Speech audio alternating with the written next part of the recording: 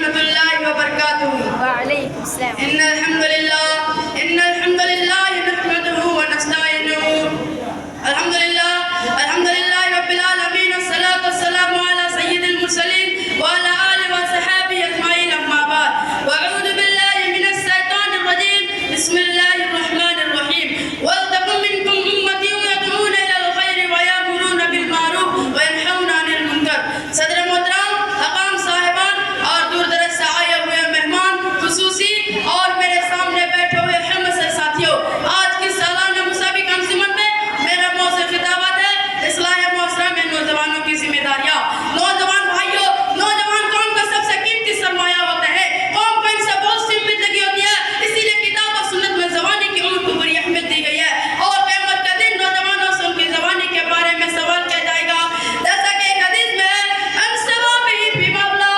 زبانی کو کس میں لگایا، اور ایک دوسرے مقام پر اللہ کے نبی صلی اللہ علیہ وسلم فرماتے ہیں المؤمن القوی خیر وحب الی اللہ من المؤمن الضعیف، یعنی قوی اور صحت مند مومن اللہ کے نزدیک اپن تو ضعیف مومن سے کہے کہ زیادہ بہتر اور پسندیدہ ہے۔ یہ معلوم ہوا کہ اسلام کی سربلندی اور میدان جنگ میں جو کام ایک طاقتور اور مضبوط شخص انجام دے سکتا ہے وہ ایک کمزور شخص انجام نہیں دے سکتا ہے، اسی لیے مسلم نوجوانوں کی ذمہ داری اپنے معاشرہ ملک میں کافی بڑھ جاتی ہے۔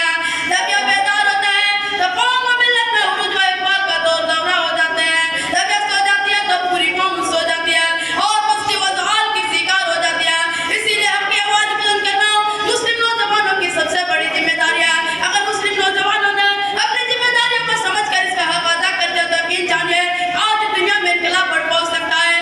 جوانوں یہ صدائیں آ رہی ابصاروں سے، جوانوں یہ صدائیں آ رہی ابصاروں سے، چٹانیں چور ہو جائے جو ہو عزم صبر پیدا معزز حضرات، آج دشمن طاقت اسلام اور مسلمانوں کو ختم کرنے کے در پہ ہے۔ ایسے کچھ بھی تندور میں پوری امت مسلمہ بالخصوص نوجوانوں پر کچھ ذمہ داری عائد ہوتی ہے، جن میں سب سے پہلے ذمہ داری امر بالمعروف اور نہی عن المنکر کی ہے جو بہت ہی اہم فرض ہے۔ اگر اس ذمہ داری کا احساس کسی قوم سے ختم ہو جائے تو جان لیجیے وہ قوم اللہ کی لعنت مستحق ہو جائے گی اور تباہی و بربادی سے فتنہ و فساد مقدر بن جائے گا۔ اور قرآن و سنت میں بھی اسی کی باری تاکید کی گئی ہے، جیسے کہ اللہ رب العالمین کا فرمان ہے وَلْتَكُن مِّنكُمْ أُمَّةٌ يَدْعُونَ إِلَى الْخَيْرِ وَيَأْمُرُونَ بِالْمَعْرُوفِ وَيَنْهَوْنَ عَنِ الْمُنكَرِ۔ اور تم میں سے ایسی جماعت ہونی چاہیے جو لوگوں کو بھلائی کا حکم دے، برائی سے روکے، اور نبی صلی اللہ علیہ وسلم نے اسی جانب توجہ دلائی اور ارشاد فرمایا مَن رَأَىٰ مِنكُم مُنكَرًا فَلْيُغَيِّرْهُ بِيَدِهِ فَإِن لَّمْ يَسْتَطِعْ فَبِلِسَانِهِ وَإِن لَّمْ يَسْتَطِعْ فَبِقَلْبِهِ وَذَلِكَ أَضْعَفُ الْإِيمَانِ۔ کہ تم میں سے جو سب تم میں سے کوئی برائی دیکھے تو اسے اپنے ہاتھ سے روکے، اور اگر ہاتھ سے طاقت نہ روکے تو اپنی زبان سے روکے، اور اگر زبان سے طاقت نہ روکے تو اپنے دل میں برا جانیے، اور ایمان کا سب سے کمزور درجہ ہے۔ دوستو ساتھیو، امر بالمعروف اور نہی عن المنکر میں سب سے اہم جو چیز ہے وہ یہ ہے کہ زندگی میں عقیدہ توحید کو اہمیت دینا، لوگوں کو ذات واحد بندگی کی دعوت دینا اور انہیں شرک و کفر سے بچنے کی دعوت دینا، ان سب کے سامنے کتاب و سنت کو صحیح تعلیم کو پیش کرنا، انہیں کتابوں کو مضبوطی سے پکڑے رہنے اور اس پر عمل ہونے کی دعوت دینا۔ وجہ ہے امر بالمعروف اور نہی عن المنکر جو فریضوں کو انجام دینے کے لیے ضروری ہے۔ اصلاحیت کا کام پہلے ہم اپنے جان سے شروع کریں اور لوگوں میں سے کہ مثال بن کر اپنے آپ کو پیش کریں۔ دوسری ذمہ داری جو عائد ہوتی ہے وہ یہ ہے کہ آج دنیا بالخصوص ہندوستان میں بہت سی اسلام دشمن تحریک کے نئے نئے فتنے اٹھا رہی ہے۔ ہم اس تحریک کو سطحی اور جانبدارانہ نہیں بلکہ تحقیقی معیار مطلق کریں اور اسلام کا پروپیگنڈا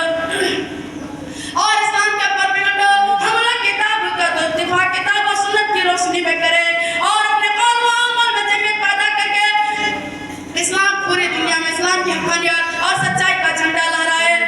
ایسے میں اپنے سب کو ختم کرنا چاہتا ہوں۔ السلام علیکم ورحمۃ اللہ وبرکاتہ۔ اس کے بعد سمیم اختر محمد نجاؤ۔